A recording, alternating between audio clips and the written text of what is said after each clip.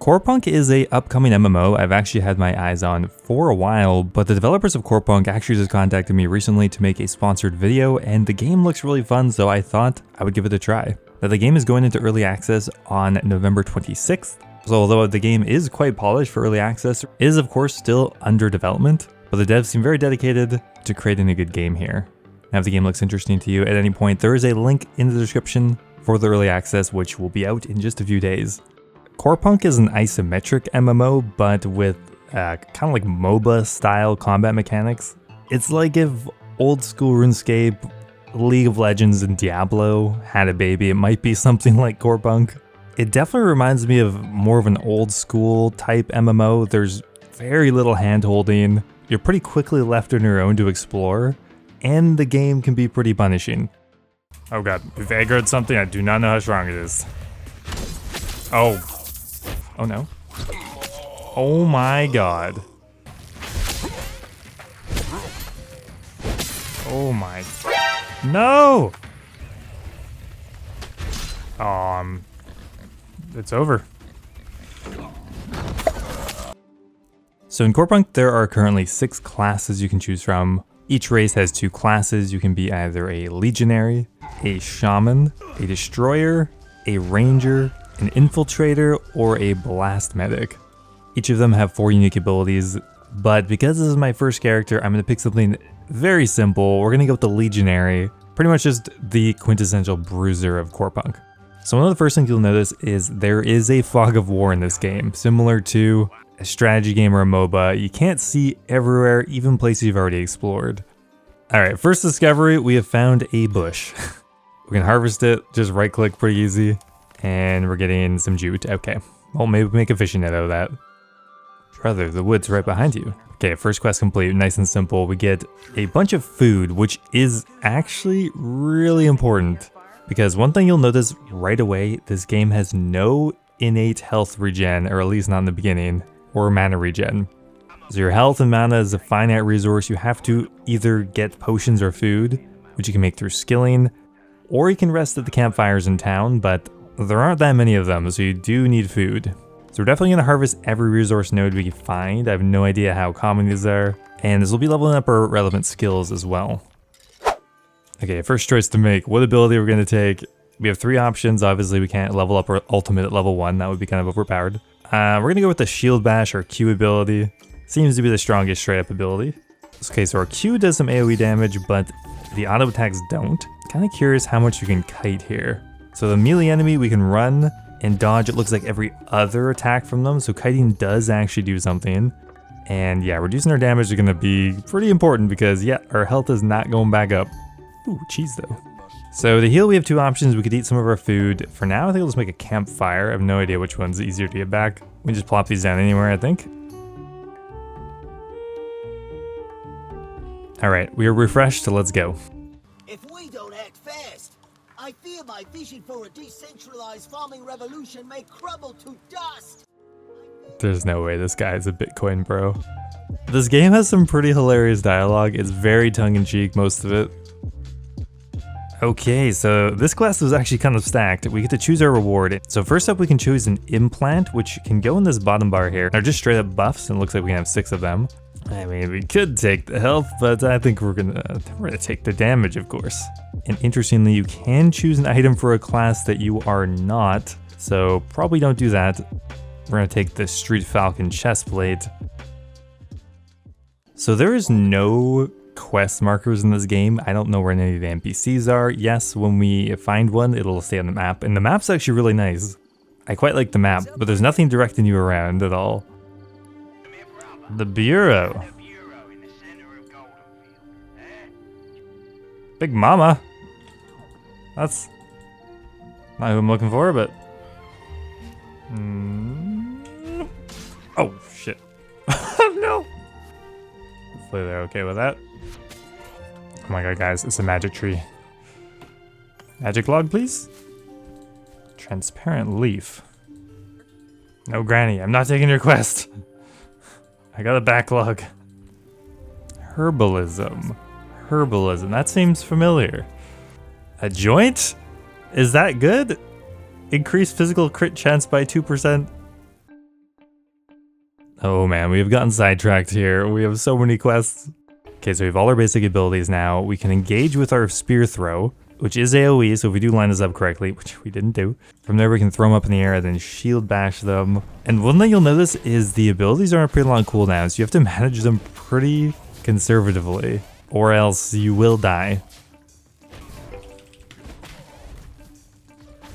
Let's grab this and go. Oh, it's a caterpillar. Okay, so far we've been pretty much relying on just food we've gotten from quests, but we need to find a more consistent way to get food. So we're gonna start crafting some food with the cooking skill. Now, I didn't realize this at first, but we've actually been collecting the perfect ingredient. These wheat seeds have been littered around the wheat fields. We have about 20 of them right now, which we should be able to turn into bread. So we'll turn 3 wheat seeds into wheat flour, and then wheat flour we can turn into baked bread, which none of the food I have right now heals you instantly. It's a kind of heal over time, similar to the campfire, but you can bring it portably anywhere. We'll probably just make as much bread as we can make. Also, you'll notice each piece of bread and wheat flour is leveling up our cooking as well. The higher cooking ranks you get, the better recipes we can make. Oh, the poor watermelon. Ugh. You actually did some good work, aside from squashing half my crops. Now, one thing I've really been enjoying about Corepunk is the map design. It never feels like you're getting stuck anywhere. Most of the areas you can kind of sneak through, so we really can explore anywhere without getting like hard stuck on a tree or something dumb. Now, one thing you'll notice is it says safe zone here, and that is because there is going to be PvP in this game. Imagine getting ganked in the fog of war in a not safe zone. Obviously right now I wouldn't appreciate it, but once I've leveled up, gotten further away, gotten better, at that point you'd literally just be playing a MOBA while you PvP. Why do I feel like this boar is gonna absolutely destroy me? Just one, right?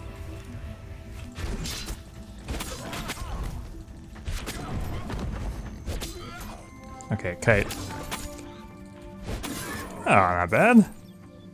Okay, so we're just at level 5, and with that we're actually gonna get a mastery. We can choose any of the one we want. Now, obviously we could just take more damage, but I'm kind of a little tempted by the attack speed. 10% more attack speed. If Runescape's taught me anything, attack speed does increase your damage a lot. But interestingly, it's not straight up attack speed. We have to pick a condition. So we could have a ramping attack speed against the same monster. When below 50% health, we'll get 10% attack speed. Or when we first enter combat, we get attack speed, which I was tempted by that one as well, but because we're a tank, I feel like we could risk being below 50% HP. So we're gonna take Heroic Surge.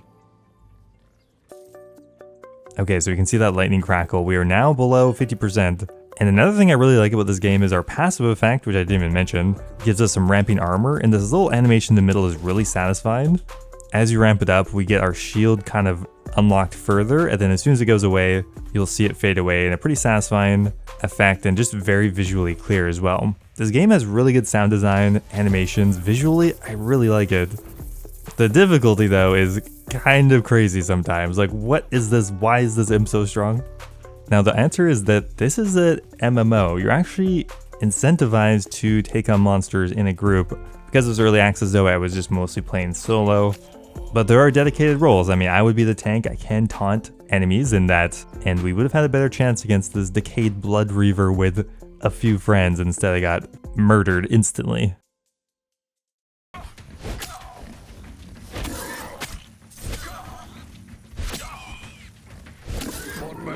No, gnats, go away.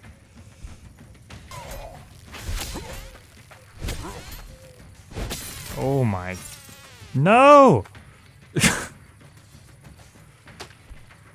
I just want my boars. Oh, where did they go? Okay, so we totally just guessed, but you do get your ult at level 6, just like a MOBA. And we're getting the Unstoppable ability, which removes all crowd control, get more move speed, reduce damage. It's on a very long cooldown though, so we can only use this sparingly. For example, let's try to take it with this turtle. So we're way faster, turtle is slow as hell. Also, one thing that's really handy is there's this entire hotbar of F keys, F1 through 8. You can put any food or consumable items on there. And well, I guess we're gonna find out whether we can go in the water. You can, that's awesome. Look at the physics on the water too. Just straight up water combat. So I think for an early access game, Corepunk actually feels quite polished in both the combat and just the general movement system. Coming from RuneScape, I actually appreciate how little direction you were given. That could be an issue for new player experience, people coming into the game and having no indicators or no exact locations and no fast travel or ways to get around quickly in the early game at least. Those can be hurdles, but I personally kind of liked it. It made me explore a bit more, albeit things did take a lot longer to accomplish. The music and sound design in the game is also top notch for being early access. Now as for critiques, at least from the new player experience, I think in the beginning it would be nice to have just a tiny bit of HP regen. Not enough where food or campfires wouldn't matter, but just a little grain so that it felt like you were at least slowly recovering. I also think in the early game having a few less fetch quests would be nice, maybe more combat related ones, maybe a easy to kill early game boss for one of the quests would be good. Also, I didn't accept every single quest right away because I was having such an extensive quest list already, but I probably should have because some of the items I think are only dropped once you start a quest, and since you can't move around the map very easily, having an efficient route is actually pretty important. Also, there's nothing in the trash cans for some reason. That's such a minor issue. I don't think you could just put something in there, I guess. But as a whole, I honestly had a lot of fun playing this game, and I would recommend checking it out if it looks like a game that would be interesting to you. If you do want to give it a try, there will be a link in the description to pre-order the game for early access. Thanks for watching as always, guys, and thank you so much to Corepunk for sponsoring today's video.